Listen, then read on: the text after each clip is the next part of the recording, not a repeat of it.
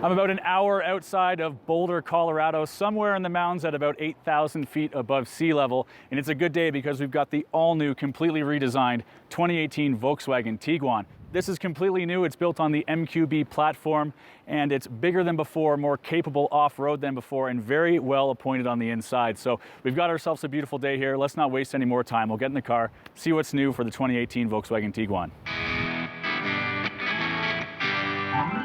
Well, here we go again, another compact SUV for Canadians with an utterly insatiable appetite for anything with extra ground clearance and a tailgate.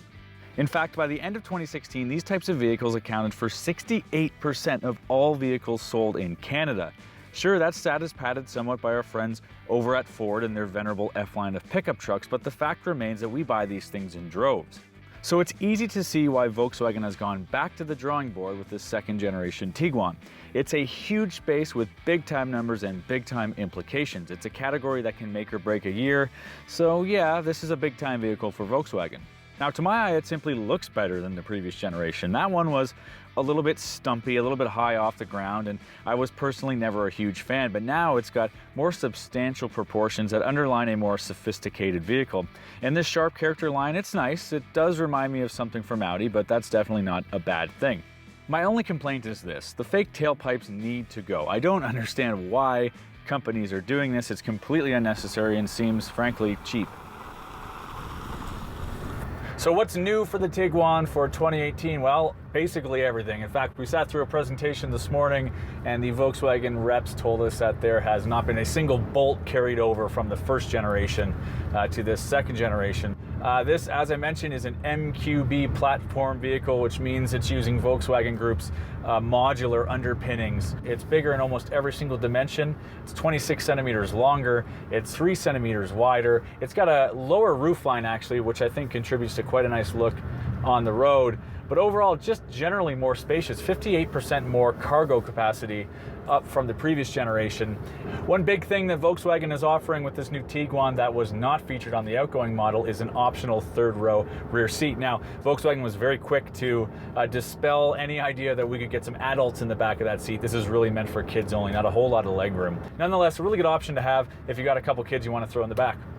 So let's talk about interior design, and this being a Volkswagen, well, it looks like a Volkswagen. It's very German, very austere and simplistic, but there's a good mix of materials here, a little bit of chrome trim throughout, some flat materials, some soft touch materials where they need to be, and all the switchgear has a nice positive feel to it, which is nice, just very tactile, and frankly, it's what you've come to expect from Volkswagen products.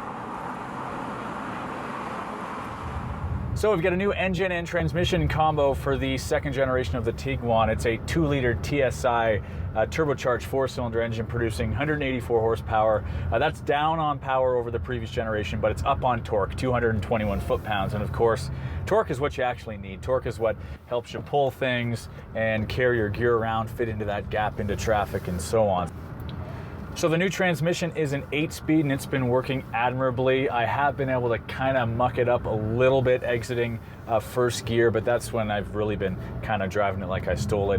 When I've got it in comfort mode, it's seamless and very quiet, and actually you kind of forget it exists at all. Overall, very refined, capable engine transmission package for this new Tiguan. My time behind the wheel of the new Tiguan was regrettably limited to about 4 hours, so while I'd love to provide a definitive opinion on its driving traits, I'm simply not that good. So here's what I can tell you after about 240 minutes of seat time. It's composed on the road with a genuine feeling of solidity that's very common in Volkswagen products. Now, there's a reason why Zach always refers to Volkswagens as Audi Light. This is one of them. Relative to the Nissan Rogue I drove recently, it was quieter and had less wind noise around the side mirrors. The Tiguan soaked up some nasty gravel roads really well, and the brakes didn't show any discomfort after descending some 4,000 feet of punishing elevation. Now, the same cannot be said for the all-season tires, which screamed when pushed to their limit around some tight switchbacks, but after all, this is a nearly 1,700 kilogram vehicle and not a Porsche. Oh, and one more thing. There's no Canadian pricing just yet, but here's the scoop. Expect the second-gen Tiguan to start at just around $26,000 in fairly Spartan trim, and top out just shy of $40K if you spec all the bells and whistles. Each of Volkswagen's trim levels, that's Trendline, Comfortline, and Highline, have available 4-motion all-wheel drive and that optional third row seat.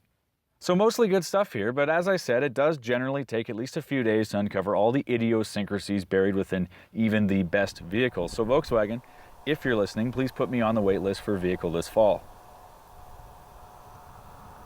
Well, I think Volkswagen has really moved the needle with this new Tiguan. It's a big improvement over the outgoing generation. You know, they've really engineered it with the North American consumer in mind. It's bigger in all the right ways. It's more composed on the highway, and it's got that classic German sense of solidity that always makes Volkswagen such a pleasant car to drive. The new engine transmission combo, great. It is down a little bit on power to previous years, but it's got a little more torque, so it's power where you need it and none where you don't. And you know what? I don't think this elevation and the heat we've been having here in Colorado has helped. So I look forward to getting this vehicle back in Toronto for a week where I can have a proper review. But first impressions are strong. I think Volkswagen is going to sell a ton of these when they hit Canadian dealerships this August. For Motormouth Canada, my name is Mike Gurr. Thanks for watching.